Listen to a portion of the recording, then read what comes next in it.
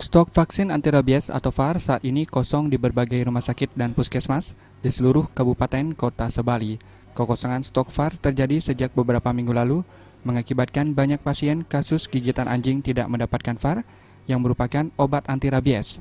Di tengah stok VAR yang kosong tersebut, anggota Komisi 4 DPRD Bali, Nyoman Parto, mengatakan perlu upaya melakukan koordinasi dengan pemerintah pusat agar mendapatkan VAR.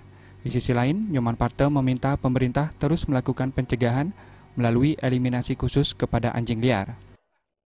Pertama, teruskan upaya eliminasi, jangan terkendala apapun lagi, karena populasi anjing kita memang sangat tinggi, terutama sekali di tempat-tempat yang tidak ada yang menanggung jawabi, jadi di pasar, di tempat-tempat sampah, dan di jalanan, jadi terus lakukan eliminasi.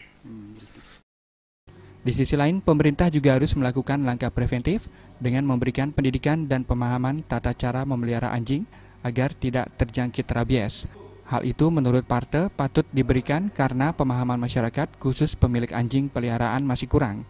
Selama ini masih banyak anjing yang sudah divaksin namun kembali diliarkan. Suparyana dan Winata, Bali TV.